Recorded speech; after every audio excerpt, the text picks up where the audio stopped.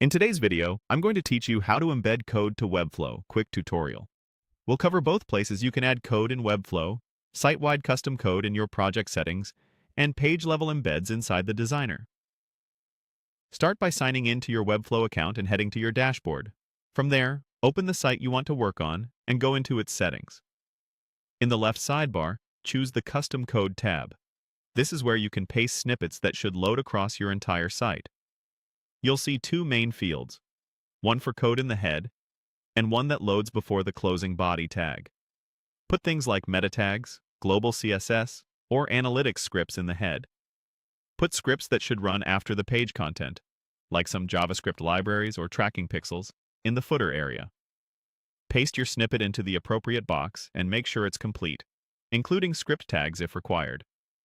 If you see a notice saying custom code is locked, that means this feature requires a site plan on the project.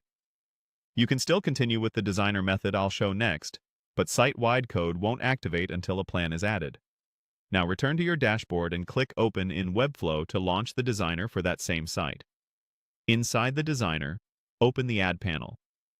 Use the search bar to find the Embed element, or scroll until you see it. Drag the Embed component onto your page exactly where you want the code-driven content to appear, inside a section, a container, or any layout you've set up. When the code editor opens, paste your custom HTML, inline CSS, or JavaScript. This is perfect for things like iframes, third-party widgets, and lightweight scripts you want on a specific page or section.